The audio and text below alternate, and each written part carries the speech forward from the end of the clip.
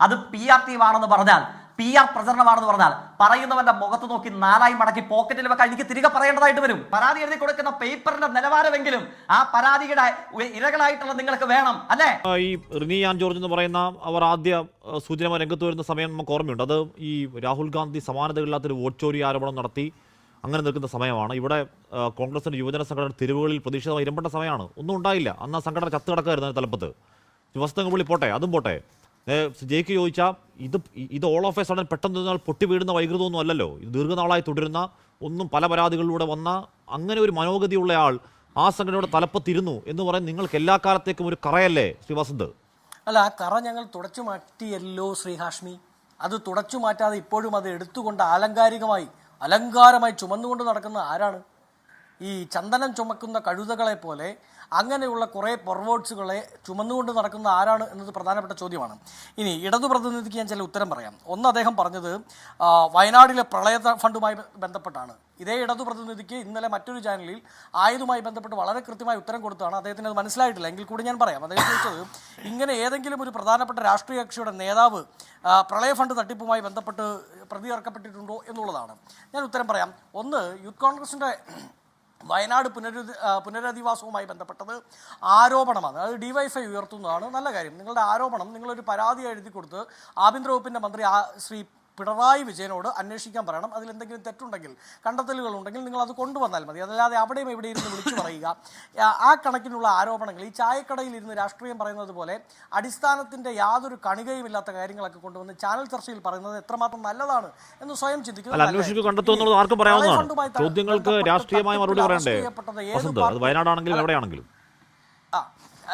Political മറുപടിയാണ്, കൃത്യം political മറുപടിയാണ് കേട്ടോ. അതായത് പ്രളയ ഫണ്ട് തട്ടിപ്പ് എന്നത് കേരളത്തിൻ്റെ പൊതുമനസാക്ഷി ആദ്യമായി കേൾക്കുന്നത് കൊച്ചിയിൽ കളമശ്ശേരിയിൽ നിന്നാണ്. കളമശ്ശേരിയിലെ LC മെമ്പറും LC സെക്രട്ടറിയും ഏരിയ സെക്രട്ടറിയും ഒക്കെ ആയിരുന്ന സക്കീർ ഹുസൈൻ പ്രതി ചേർക്കപ്പെട്ടത് ആ കേസിലാണ്. അത് CPMൻ്റേതാണ്. പിന്നീട് വിഷ്ണു, അങ്ങനെ തൊട്ട് 8 പേർ മൂവാറ്റുപുഴ വിജിലൻസ് കോടതിയിൽ സമർപ്പിച്ച റിപ്പോർട്ടിൽ 8 പേർ അവിടുത്തെ LC മെമ്പർമാർ അടക്കം അറസ്റ്റിലായി ഉള്ളിൽ പോയതും ആരുടെ പാർട്ടിയുടേതാണ് എന്ന് ബഹുമാനപ്പെട്ട ഇടതു പ്രതിനിധി ഒന്ന് പറഞ്ഞാൽ നന്നതായിരിക്കും. അതായത് ഇദ്ദേഹത്തിൻ്റെ ആരോപണ കണക്കിനല്ല കേട്ടോ. പ്രളയ ഫണ്ട് തട്ടിപ്പ് എന്ന വാക്ക് കേരളം ആദ്യമായി കേൾക്കുന്നത് CPMമായി ബന്ധപ്പെട്ടാണ്. അതിൽ അറസ്റ്റ് ചെയ്യപ്പെട്ടത് നിങ്ങളുടെ പോലീസ്, നിങ്ങളുടെ വിജിലൻസ് റിപ്പോർട്ട് കുറ്റപത്രം സമർപ്പിച്ചത് നിങ്ങളുടെ തന്നെ നേതാക്കൾക്ക് എതിരായാണ്. അതുകൊണ്ട് സ്വന്തം പല്ലിട കുത്തി മണക്കാതിരിക്കുന്നതായിരിക്കും. രണ്ട്, അദ്ദേഹം പറഞ്ഞു എടോ പിണറായി വിജയ എന്ന് വിളിച്ചില്ലേ? അല്ല, ഒരു മിനിറ്റ് ഹാഷ്മി, ഞാൻ അദ്ദേഹത്തിനൊന്ന് ഉത്തരം പറഞ്ഞോട്ടെ. അദ്ദേഹം 1 by 1 എന്ന് പറഞ്ഞല്ലേ, അതിന് ഉത്തരം പറയണ്ടേ? അദ്ദേഹം പറഞ്ഞു എടോ പിണറായി വിജയ എന്ന് വിളിച്ചില്ലേ? കേരളത്തിൻ്റെ രാഷ്ട്രീയ ചരിത്രത്തിൽ എവിടെയെങ്കിലും ഞങ്ങൾ എടോ ആന്റണി, എടോ ഉമ്മൻചാണ്ടി എന്ന് വിളിച്ചിട്ടുണ്ടോ എന്നാണ് ചോദിച്ചത്. ഉമ്മൻചാണ്ടിയെയും ആന്റണിയൊക്കെ മറ്റുള്ള രീതിയിൽ വേട്ടയാടിയത് അവിടെ നിൽക്കട്ടെ. ഞാൻ ചോദിക്കട്ടെ, നാറിയല്ല പരനാറിയാണ് എന്ന് MK പ്രേമചന്ദ്രനെ പറ്റി പറഞ്ഞത് ആരാ? സ്വന്തം CPMൻ്റെ മുൻകാല സഹാവ്. അദ്ദേഹത്തെ 51 വെട്ടി കൊല ചെയ്ത് ആ ചിതയുടെ കാറ്റ് ഒന്ന് അപ്പുറത്തെ ദിശയിലേക്ക് മാറി ഒഴുകുന്നതിന് മുമ്പ് 3.5 കിലോമീറ്റർ അപ്പുറത്തുള്ള TP ചന്ദ്രശേഖരൻ്റെ വീട്ടിൽ നിന്ന് 3.5 കിലോമീറ്റർ അപ്പുറത്തുള്ള CPMൻ്റെ വേദിയിൽ പോയി അവൻ കുത്തിയല്ല കുലംകുത്തിയാണ് എന്ന് പറഞ്ഞത് ആരാ? മത്തായി മാപ്പിളയുടെ ശവമടക്കിൻ്റെ പിറ്റേ ദിവസം അവിടെ പോയി വന്ധ്യവയോധികനായ ഒരു സഭയുടെ നേതൃത്വത്തെ നോക്കി നികൃഷ്ടജീവി എന്ന് വിളിച്ചത് ആരാ?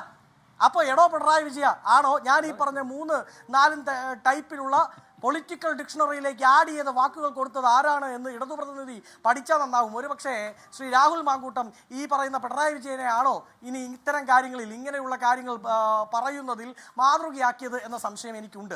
ഇനി അദ്ദേഹം പറഞ്ഞ മറ്റൊരു കാര്യം കൂടി, അത് ഞാൻ നേരത്തെ സൂചിപ്പിക്കുകയും ചെയ്തു. ഇപ്പോൾ love you to moon and back എന്ന് പറഞ്ഞുകൊണ്ട് ഈ പിണറായി വിജയൻ ഒരു കപ്പൊക്കെ എടുത്ത് പിടിച്ച് അത് PR ഹാൻഡിലുകളെല്ലാം ആഘോഷിക്കുമ്പോൾ നമ്മൾ മനസ്സിലാക്കേണ്ട ഒരു കാര്യമുണ്ട്. ആരാണ് ഇന്ന് അദ്ദേഹത്തിന് ചായ ഒഴിച്ചു കൊടുത്തത്? ചായ ഒഴിച്ചു കൊടുത്തത് കൊല്ലം MLA മുകേഷാണ് കേട്ടോ. ചായ മേടിക്കാനുള്ള ഈ ചായപ്പൊടി അത് മൂന്നാറിൽ നിന്ന് കൊണ്ടുവന്നാൽ നന്നായിരിക്കും എന്ന് പറഞ്ഞ് മൂന്നാറിലേക്ക് ചായപ്പൊടി മേടിക്കാൻ പോയത് തോമസ് ഐസക്കാണ്.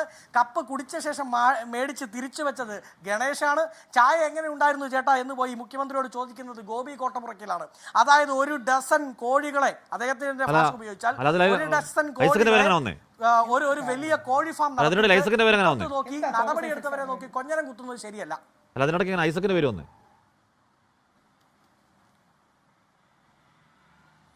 എന്താണ് അതിനിടയ്ക്ക് ഐസക്കിന്റെ പേര് എന്തിനാ വരുന്നേ? അല്ല, അദ്ദേഹം മൂന്നാർ സന്ദർശനമൊക്കെ നടത്തുന്ന വലിയ കാര്യങ്ങളിൽ മൂന്നാറിന്റെ വികസനത്തെ പറ്റിയൊക്കെ പഠിക്കുന്ന നേതാവാണ് എന്ന് മനസ്സിലാക്കി ഞാൻ പറഞ്ഞതാണ്. ഞാൻ എൻ്റെ എന്തെങ്കിലും പ്രശ്നമുണ്ട് അദ്ദേഹം ഡിഫർമേഷൻ കൊടുക്കട്ടെ. ഞാൻ പറഞ്ഞത് ഞങ്ങളെ സംബന്ധിച്ച് വളരെ കൃത്യമായി ഈ വിഷയങ്ങളിലെല്ലാം നിലപാട് സ്വീകരിച്ച് ഞങ്ങൾ പോയിട്ടുണ്ട്. രാഹുൽ മാങ്കൂട്ടം വിഷയവുമായി ബന്ധപ്പെട്ട് ഏറ്റവും ആദ്യം അയാളെ യൂത്ത് കോൺഗ്രസിന്റെ അധ്യക്ഷ സ്ഥാനത്ത് നിന്ന് മാറ്റി നിർത്തിയ ശേഷമാണ് ഞങ്ങൾ ആവശ്യപ്പെട്ട പ്രകാരം അയാൾ ഒന്നാമത്തെ ദിവസം തന്നെ രാജിവെച്ചിട്ടുണ്ട്. രണ്ടാമത് ഈ വിഷയം ഉയർന്നു വന്ന് റിട്ടേൺ പരാതി പാർട്ടിയുടെ മുമ്പിൽ വന്നപ്പോൾ ആദ്യം അയാളെ സസ്പെൻഡ് ചെയ്തു. മൂന്നാമത് ഒരു സെഷൻസ് കോടതിയുടെ വിധി, അതും ജാമ്യാപേക്ഷകളാണ് കേട്ടോ, അതിൽ കേസ് ഡയറി പോലും സമർപ്പിക്കപ്പെട്ടിട്ടില്ല. സെഷൻസ് കോടതിയാണ്, ഹൈക്കോടതിയല്ല. എന്നിട്ടും സെഷൻസ് കോടതിയുടെ ജാമ്യാപേക്ഷയിലെ വിധി അയാൾക്കെതിരായതിന്റെ ആദ്യ സെക്കൻഡിൽ അയാളെ ഈ പാർട്ടിയിൽ നിന്ന് പുറത്താക്കിയിട്ടുണ്ട്. അതായത് ഇവൻ ഞങ്ങളിൽപ്പെട്ടവനല്ല എന്ന ആർജവത്തോടു കൂടി കേരള പൊതുസമൂഹത്തോട് വിളിച്ചു പറയാൻ ധൈര്യം കാണിച്ച ഒരു പ്രസ്ഥാനമാണ് ഇന്ത്യൻ നാഷണൽ കോൺഗ്രസ്. നിങ്ങളിൽപ്പെട്ട ഉന്നത സ്ഥാനീയനായിരുന്നു എന്ന കറ അത്ര പെട്ടെന്ന് പോകുന്ന കറയാണോ എന്ന ഒരു ആത്മപരിശോധന നിങ്ങൾ നടത്തിക്കോ? ജെയ്സി തോമസ്, ഇവിടെ മുഖ്യമന്ത്രി പിണറായി വിജയനെ എടോ പിണറായി എന്ന് വിളിച്ചുകൂടാ. അത് എന്താണ് സാമാന്യ രാഷ്ട്രീയത്തിന്റെ ഒരു പൊതുമര്യാദയാണ്. പിന്നെ ഡിവൈഎഫ്ഐയുടെ പൊതുച്ചോറിനെ കളിയായിക്കൂടാ. കാര്യം എന്താണ്, കുറേയധികം പേർക്ക് ഭക്ഷണം കൊടുക്കുന്ന ഒരു പദ്ധതിയാണ്. പക്ഷേ ഈ കാര്യം ശ്രീ ജെയ്സി തോമസ്, ഇവിടെ രാഹുൽ മാങ്കൂട്ടത്തിനെതിരെ സമാനതകളില്ലാത്ത ക്രൂരതയുടെ പരാതി പരമ്പര നിൽക്കുമ്പോൾ നിങ്ങൾ ആ കാര്യം എടുത്തു പറയുമ്പോൾ ഇതൊരു അക്കാര്യത്തിലുള്ള പക മൊത്തം ഞങ്ങൾ തീർക്കുന്നു എന്നൊരർത്ഥം കൂടി ഇതിൽ വരില്ലേ? ഇപ്പം ചേർത്ത് പറയേണ്ട കാര്യമാണ് ഇതൊക്കെ. ജയിക്ക്, ഞാൻ പറഞ്ഞല്ലോ, നമ്മൾ സൃഷ്ടിച്ചെടുത്ത വൈകാരികത കൊണ്ടൊന്നും ടെലിവിഷൻ സംവാദങ്ങളിൽ പങ്കെടുക്കണം എന്ന് ആഗ്രഹിക്കുന്ന ആളല്ല ഞാൻ. അതുകൊണ്ട് ഞാനിപ്പോൾ കോൺഗ്രസിൻ്റെ പ്രതിനിധി ഉന്നയിച്ച ഒരു വാദത്തിന് മറുപടി പറയാൻ ആഗ്രഹിക്കുന്നില്ല. അതായത് എന്ത് വേണമെങ്കിലും പറഞ്ഞോട്ടെ. കാരണം ഈ ചർച്ച ഉണ്ടായ കാലങ്ങൾ മുതൽ കോൺഗ്രസിന് ആകെ പറയാനൊരു ഒറ്റ പോയിന്റേ ഉള്ളൂ. ആ പോയിന്റ് അദ്ദേഹം ഇങ്ങനെ സർവിത ചർമ്മണം പോലെ പറയുന്നു. അത് ബഹുമാന്യനായ അഭിഭാഷക സുഹൃത്ത്, കോൺഗ്രസിൻ്റെ നല്ല നേതാവ്, അദ്ദേഹം അത് പറഞ്ഞുകൊണ്ടേയിരിക്കുക. ഞാൻ തിരികെ പറയില്ല, നിങ്ങൾ കോവളം MLA കൊണ്ട് പേപ്പർ എഴുതിച്ചുകൊണ്ട് വന്ന പോയിന്റ് നമ്മുടെ പെരുമ്പാവൂർ MLA കൊണ്ട് വായിച്ച് കേൾപ്പിച്ചിട്ടാണോ അങ്ങ് ഈ ചാനൽ ചർച്ചയിൽ വന്നത്? ഞാൻ അവരുടെ പേര് പോലും പറയുന്നില്ല കേട്ടോ. അപ്പം അതല്ല പ്രശ്നം. നമ്മുടെ മുമ്പിൽ പ്രശ്നം എന്താണ്? അദ്ദേഹം പരിഹസിച്ചു ഇപ്പോൾ കൂടെ മുഖ്യമന്ത്രി, അല്ലേ? Love you to moon and back. ഇവരുടെ PR ടീം ആഘോഷിക്കുന്നു. എൻ്റെ സുഹൃത്തെ, എങ്ങനെയാണ് നമുക്കങ്ങനെ പറയാൻ കഴിയുക?